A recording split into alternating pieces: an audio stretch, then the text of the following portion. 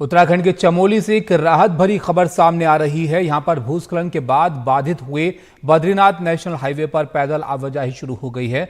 BRO ने लगातार काम करके 40 घंटे बाद नेशनल हाईवे पर पैदल आवाजाही के लिए रास्ता बनाया है। एसडीआरएफ की मदद से तीर्थयात्रियों को एक छोर से दूसरे छोर तक ले जाया जा रहा है। गौरतलब है कि 9 जुलाई को चमोली के पाताल गंगा इलाके में जबरदस्त लैंडस्लाइड होने के बाद से रास्ता जो है वो बंद हो गया था। बद्रीनाथ नेशनल हाईवे पर पहाड़ी का बहुत बड़ा हिस्सा टूटकर नीचे गिर गया था। तेजी से नीचे आए मलबे के साथ धूल का गुबार उठा। तभी से सैकड़ों तीर्थयात्री यात्रा मार्ग के दोनों ओर फंसे हुए थे। फिलहाल बीआरओ की टीम सड़क से मलबा हटाने में जुटी है। जल्द ही रास्ते को वाहनों के लिए आवाजाही के लिए भी खोल दिया जाएगा।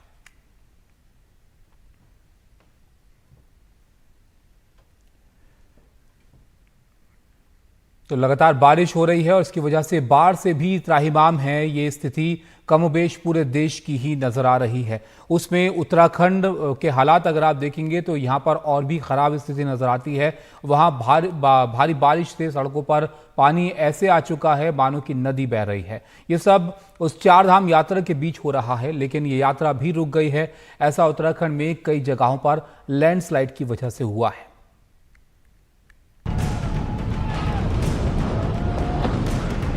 ये मंजर दिल दहलाने वाला है, जिसे आसमान टूट कर गिर पड़ना कहते हैं। वो स्थिति यहां बन गई है। ये तस्वीरें चमोली जिले की हैं, जहां पाताल गंगा इलाके में बड़ा लैंडस्लाइड हुआ है। ये लैंडस्लाइड बद्रीनाथ नेशनल हाईवे में सुरंग के ऊपर हुआ है। वहीं जोशीमठ के जोगी धार के पास भी लैंडस्लाइड हुआ है, जिसकी वजह से बद्रीनाथ राष्ट्रीय राजमार्ग को बंद करना पड़ा। हाईवे बंद होने की वजह से दोनों तरफ गाड़ियों की कतारें लग गई हैं। जोशीमठ के जोगी धार के नजदीक बद्रीनाथ राष्ट्रीय राजमार्ग भारी चट्टान टूटने की वजह से पूरी तरह से बाधित हो गया है। साथ ही जहां पर बद्रीनाथ राष्ट्रीय राजमार्ग बाधित हुआ है, वहां पर पैदल चलने का भी रास्ता नहीं बचा है, जिसकी वजह से तीर्थ यात्रियों को काफी चढ़ाई चढ़ने के बाद जंगलों के रास्ते से जाना पड़ रहा है। लैंडस्लाइड के मलबे से सैकड़ों ग्रामीण रास्ते बंद हो गए हैं। वहां कई राष्ट्रीय राजमार्ग भी बंद हो गए हैं, यानी अगले कुछ दिन उत्तराखंड के लिए मुश्किलों भरे हो सकते हैं।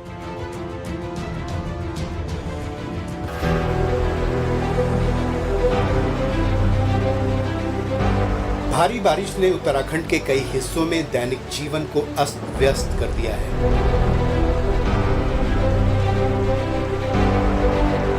लगातार बारिश से कई जगहों से लैंडस्लाइड की खबरें सामने आई हैं।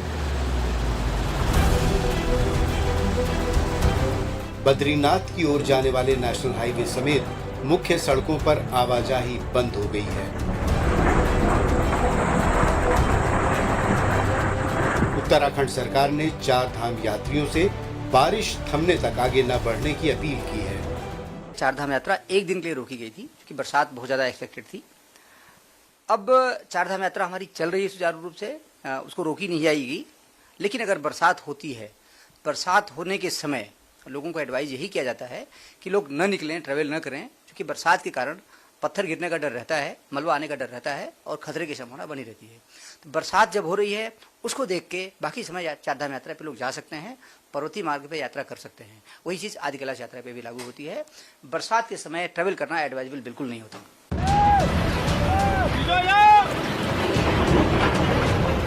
दूसरी तरफ रामनगर जिले में भी भारी बारिश से तबाही मची है।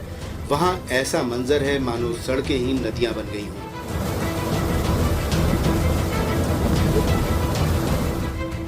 ऐसे में सड़क पार करना भी खतरे से खाली नहीं है।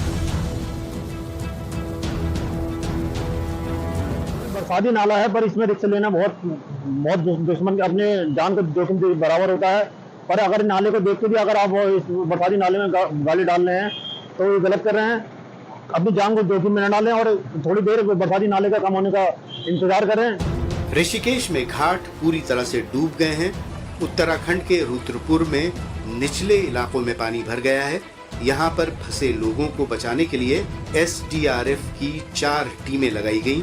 कई लोगों को बचाने के लिए नावों का इस्तेमाल किया गया। एसडीआरएफ की टीम का बनबसा क्षेत्र में रेस्क्यू ऑपरेशन लगातार जारी है।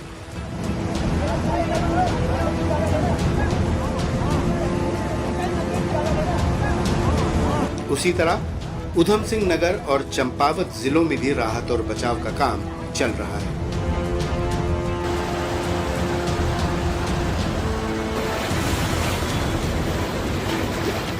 रेस्क्यू ऑपरेशन चल रहा है, लेकिन जान की हानि कहीं नोटिस में नहीं आई अभी तक। ये बताया गया है जो वहाँ पे कंट्रोल उससे जो है या सीडीओ से भी अभी बात हुई वहाँ पे।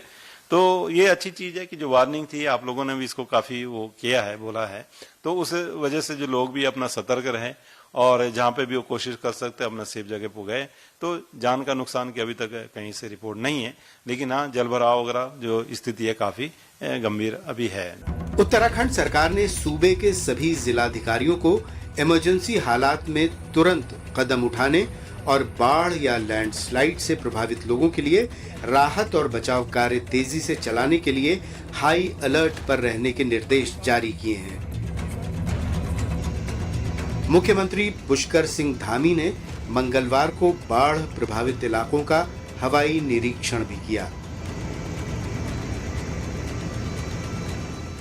जो ज़्यादा से ज़्यादा राहत, ज़्यादा से ज़्यादा सहायता पहुंचानी है, उनकी सहायता करनी है, सुरक्षित स्थानों पर पहुंचाना है, उन सब कामों के लिए कहा गया है सभी अलर्ट मोड में रहें और जो भी जरूरी हो उस काम को करें। लेकिन लोगों के लिए अलर्ट रहना जरूरी है क्योंकि पहाड़ों पर इस वक्त नदियां उफान पर हैं और पहाड़ टूटते जा रहे हैं। एनडीटीवी इंडिया की रिपोर्ट।